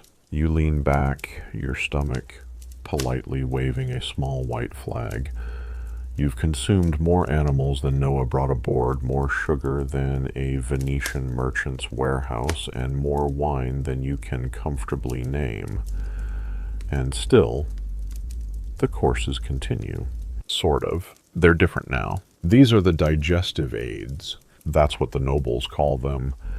Tiny, spicy, often mysterious concoctions served in porcelain cups or delicate flasks, said to settle the stomach, freshen the breath, and keep you upright despite the 18-course assault on your insides. Your first aid is a delicate glass of aqua mirabilis, a clear liquid distilled from cloves, cinnamon, sage, and maybe a splash of grain alcohol. It tastes like a monastery's herb garden lit on fire. You shudder. A noble nearby pats your back. Better than vinegar broth, he says. You don't ask for details. Next comes a pellet, a small ball of something chewy and aromatic, offered by a page with suspiciously green fingertips. You pop it in your mouth. It's sweet, then bitter, then minty, then oddly hot.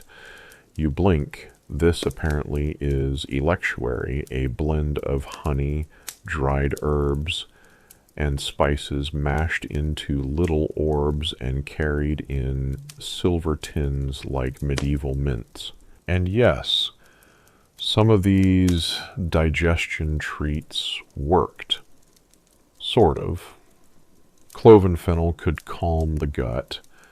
Ginger really did help with nausea. But other ingredients like powdered coral, ground pearls, or burnt deer antler were a bit more symbolic. Historians still argue whether these ingredients were believed to possess real medicinal properties or simply served to impress guests with their rarity. A pearl ground into powder said, "I care about my digestion, and I'm richer than your father."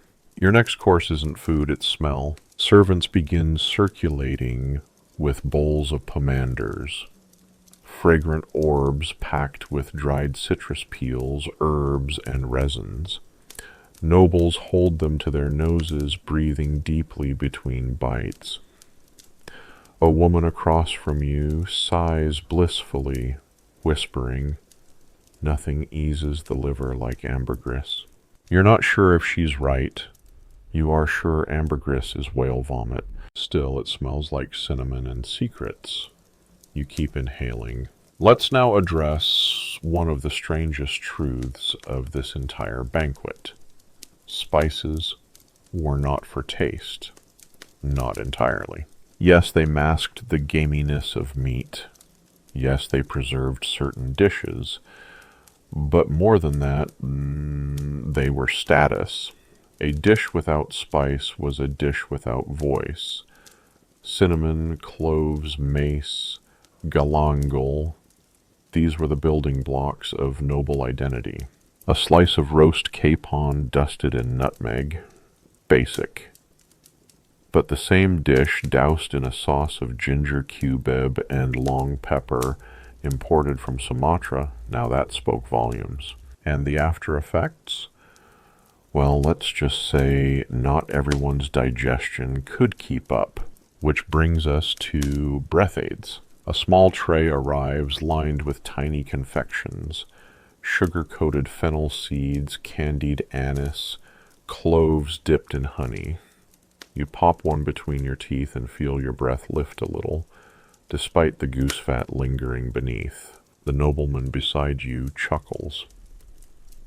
Keeps the bishop from fainting, he says. You chuckle, then cough, because someone just brought out spiced milk with a curl of roasted almond balanced on top. The flavor is somehow gentle and spicy and warm all at once.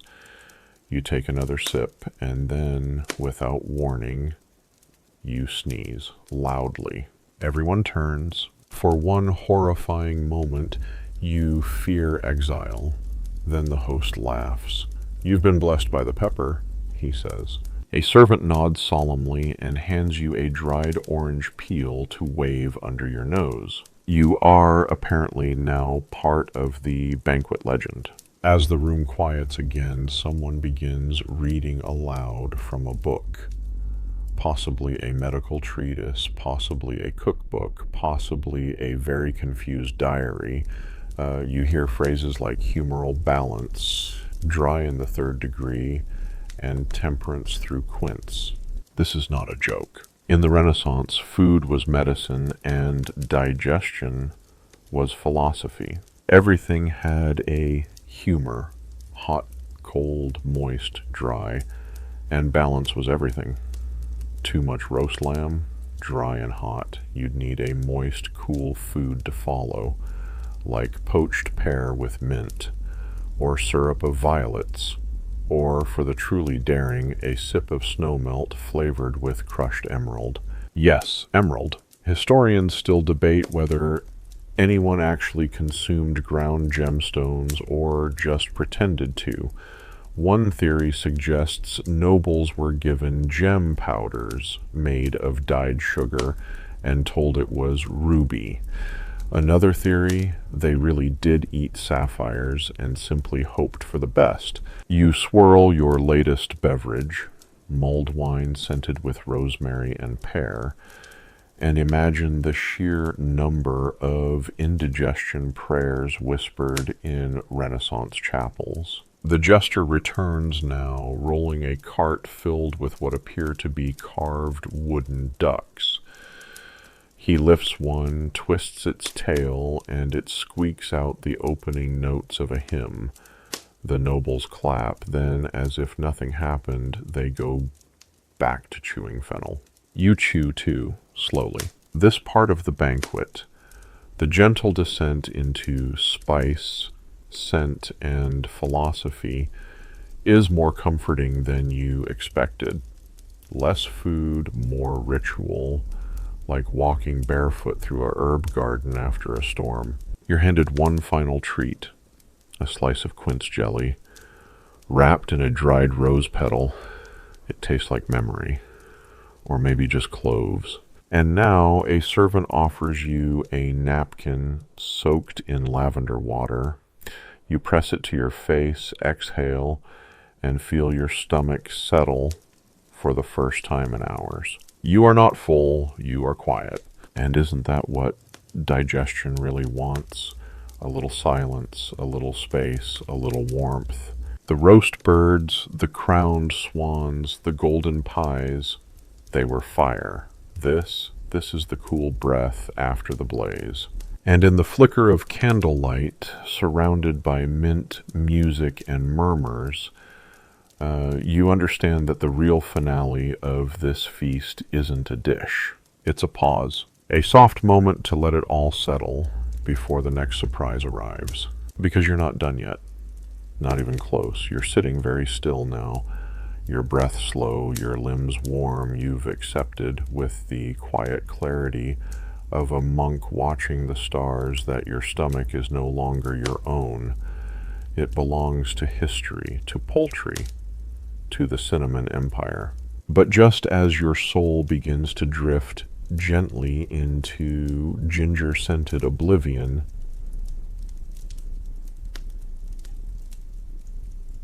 there's a clang, a sharp metallic clang, then a rustle, a murmur a ripple of anticipation down the table like wind through a wheat field.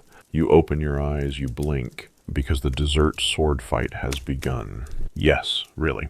Two young nobles, brothers, cousins, perhaps professional rivals, stand up from the head of the table, both gripping gilded rapiers in one hand and what appear to be candied marzipan shields in the other.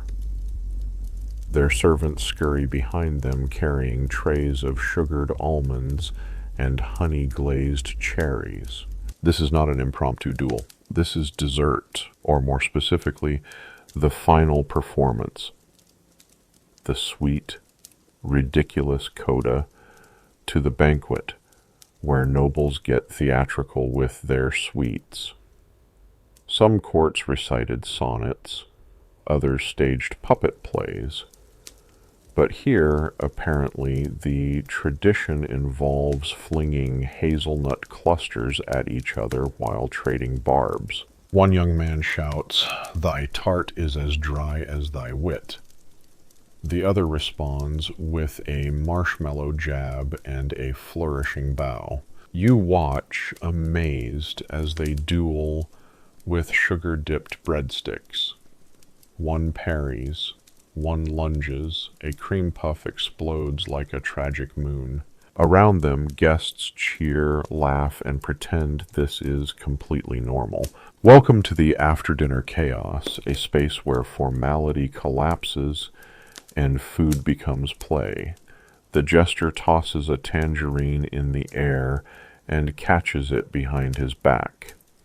A lady launches a candied nut across the table and nails a bishop in the hat.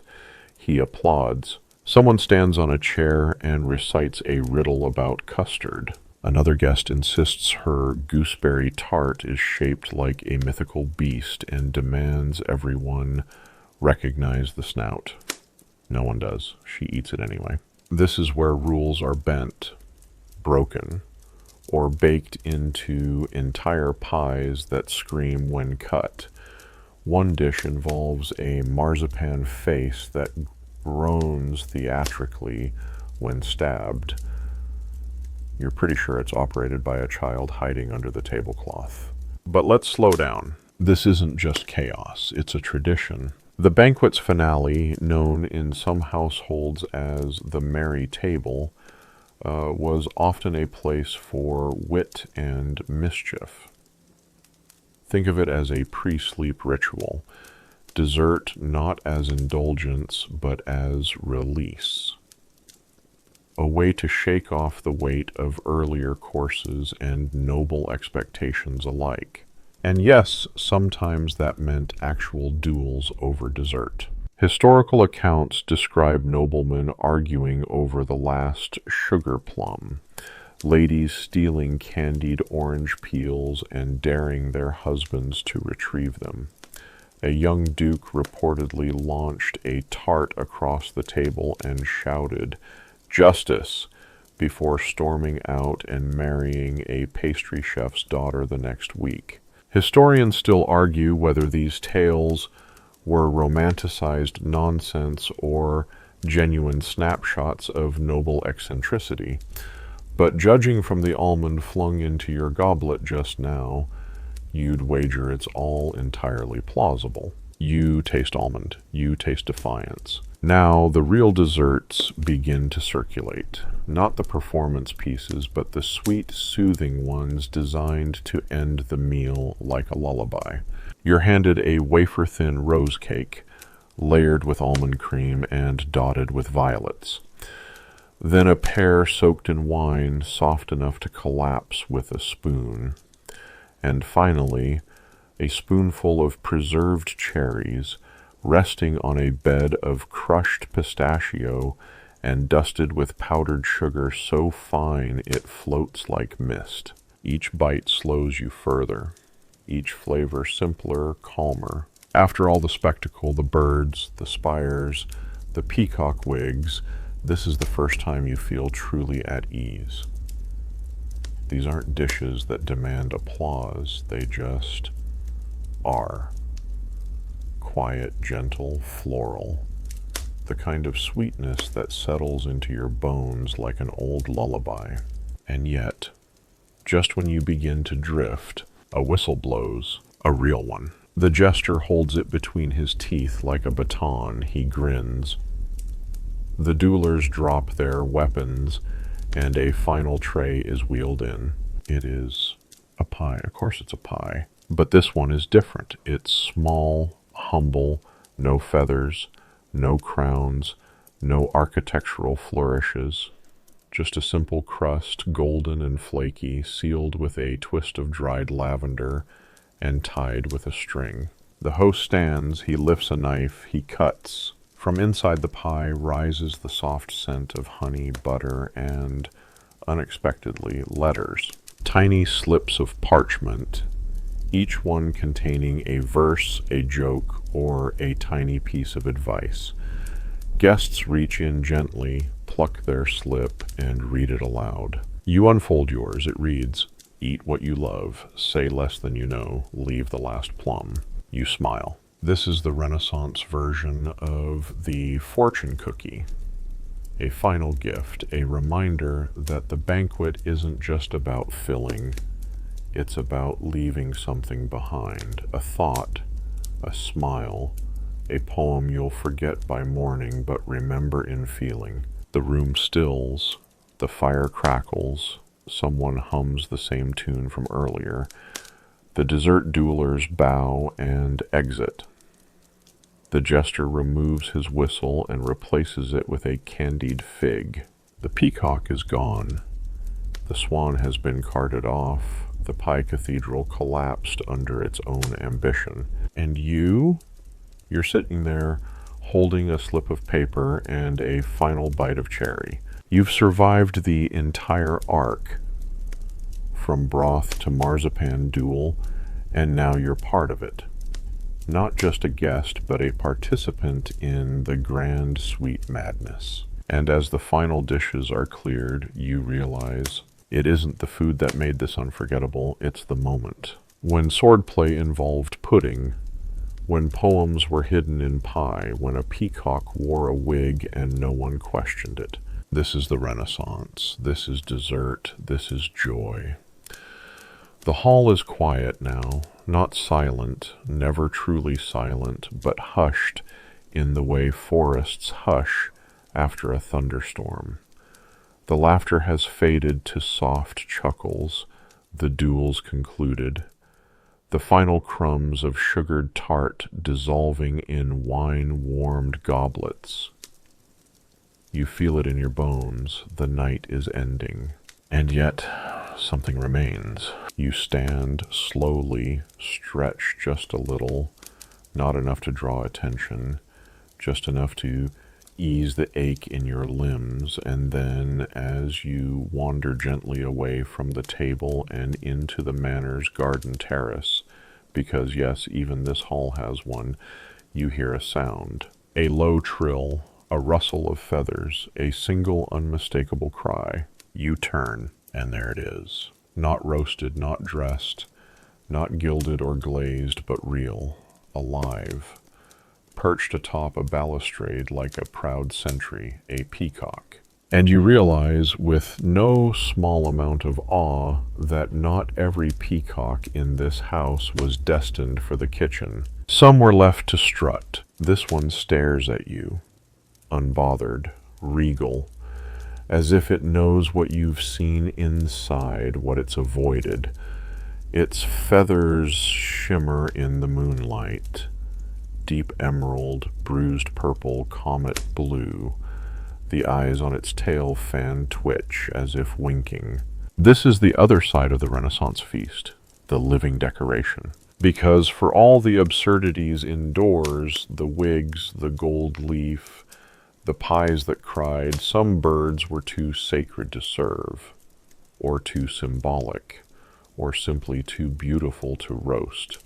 So they lived among the nobility, ornaments of the estate, kept for display, prestige, and the occasional shriek during poetry hour. You walk a little further.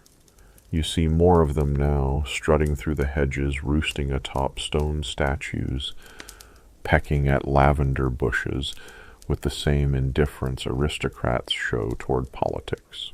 These peacocks are not pets, they are icons. In Christian art, the peacock symbolized immortality. Its flesh believed wrongly not to decay. In Persian mythology, it was the guardian of paradise. In Hindu stories, a sacred bird of divine protection. So it's little wonder that Renaissance nobles, eager to borrow meaning, kept them close. Let others serve boar and trout. A peacock in the garden? That was a statement. One nobleman reportedly kept 12, naming them after the signs of the zodiac. Another had 3 trained to walk alongside him during estate tours, and one particularly eccentric baron, if the scribes are to be believed, left his entire vineyard to a peacock named Marius.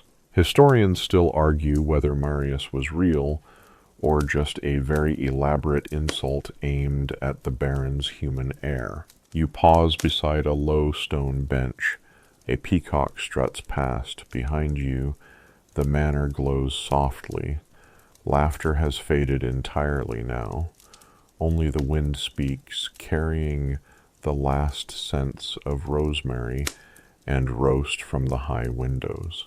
And here, in this quiet, you begin to wonder about the peacock's other role, not just a dish, not just decoration, but a kind of conscience. You think back on all the ones you saw tonight, roasted, feathered, posed, paraded, each one an echo of this bird, a mimicry of what nature made perfect. The chefs reassembled them, sure, but none looked as alive as the one now preening before you, utterly unbothered by your reverence. Maybe that was the point. Maybe the roasted peacock wasn't meant to replace the living one, but to remind guests of what they could never truly possess. Power over beauty, control over life, immortality in sugar and saffron. Illusions. One particularly strange text, the Book of Noble Creatures, describes the peacock's cry as a sound that shames the glutton and blesses the humble, which is a fancy way of saying it screams like a broken trumpet when you least expect it. But you get the idea. You sit now. The peacock hops down, walks toward a row of fig trees, disappears. And you realize it never looked at you. Not really. You were part of its scenery, a guest, a ghost, a passing thing, and that oddly brings peace. You return to the hall.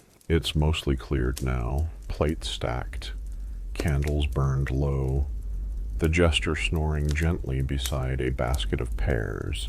A servant hums a lullaby as she sweeps petals off the floor. In the far corner, the last of the sugar birds melts beneath the warmth of the fire. You take one final look at the chair where the grandest peacock once sat, wearing its wig, its crown, its badge of absurdity.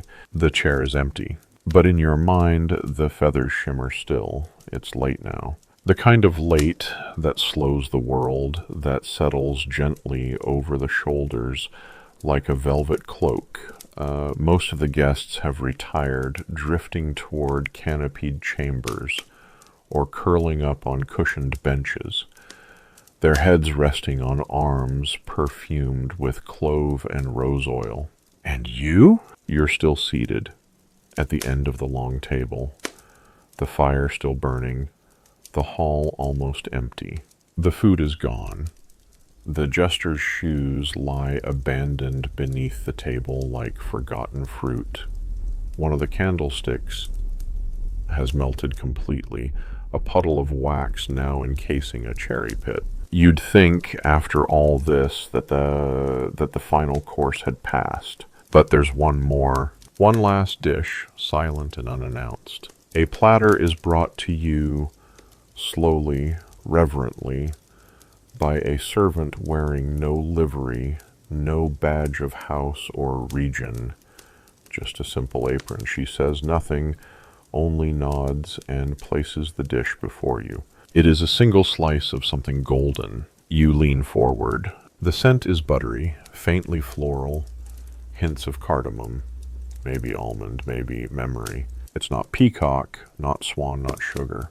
It's a pie, simple, humble, familiar. The crust is uneven, slightly cracked, clearly handmade, not by a chef trained in pastry architecture, but by someone who baked from instinct, someone who knew the sound of flour and the feel of good dough in their hands. You lift your fork. The filling is warm, spiced apple, a hint of vinegar, cinnamon, and something just a little tart, quince maybe.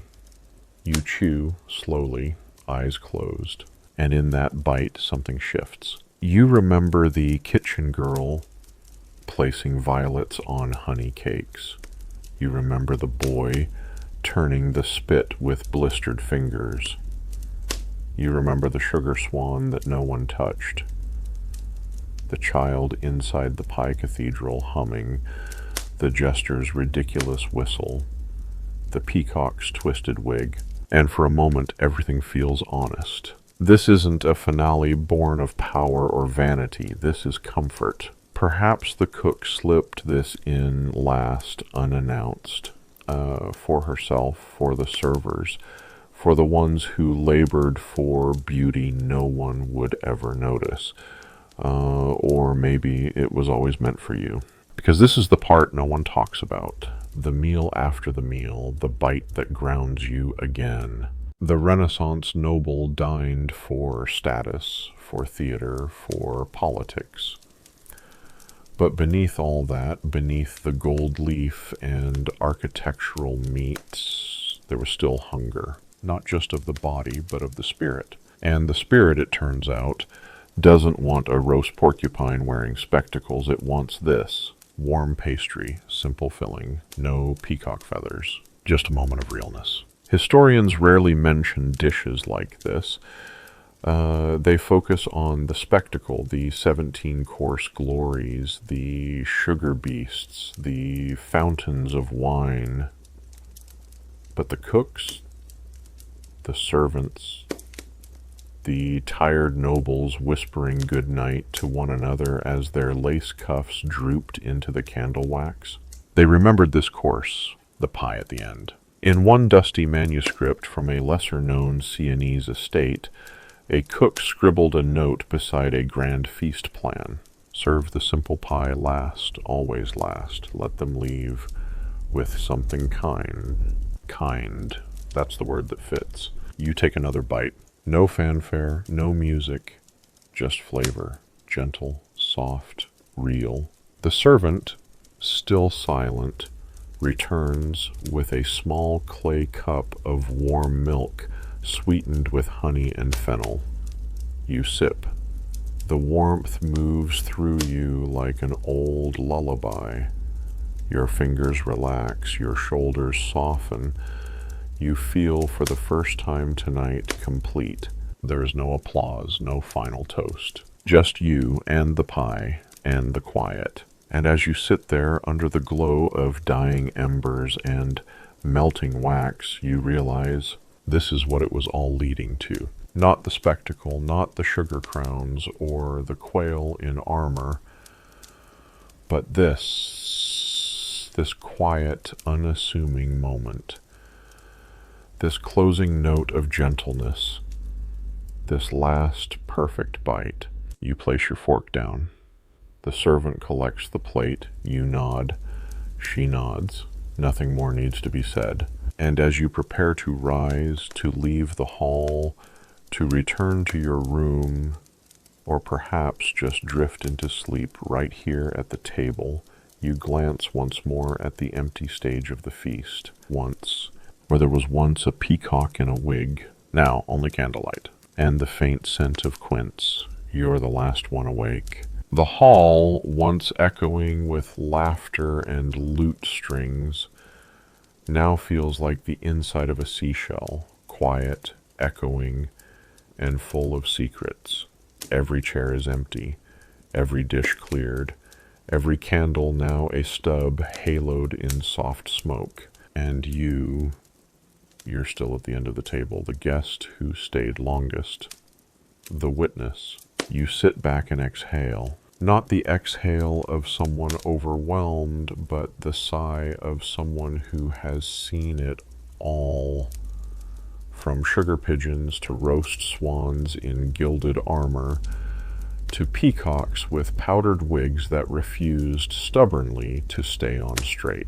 You did not just attend a meal, you passed through a ritual, a kind of edible opera, a dance of fire, sugar, vanity, laughter, and longing. And now you reflect. You think back to the first bird, the peacock, gleaming, absurd, glorious, the one dressed in its own feathers and crowned in curls of saffron pasta, how you hesitated to touch it, how its glassy eyes seemed to mock you, or maybe invite you. Then the grand procession, pies that sang, stews and turtle shells, roast boars with spectacles, and desserts that dueled in rhyme. A dinner where the line between satire and sincerity was blurred by wine and whimsy. And yet, somehow it worked. It all worked. Because beneath every spectacle was something deeply human.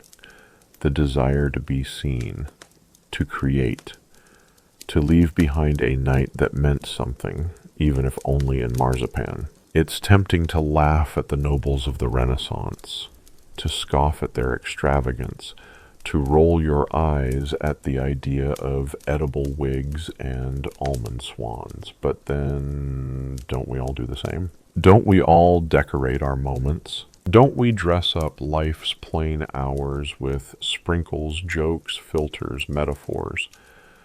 Don't we carve meaning into pastries and memories into flavor?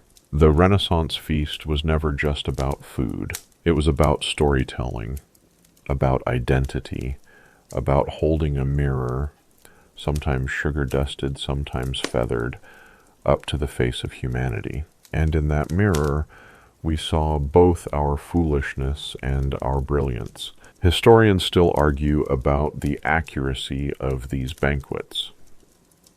Did the swans really wear crowns? Did pies cry? Did chefs stuff birds with birds with birds? Maybe. But the more important truth is this: someone imagined it. Someone believed in the value of spectacle. Someone believed a meal could be more than calories. Someone, perhaps many someones, chose to turn dinner into art. And that matters. The coals in the hearth are almost out now. Only a faint amber glow remains. A servant snores softly behind a screen. A mouse skitters across the far corner of the hall, sniffing the ghost of candied hazelnuts. You stand stretch. Take one last look around.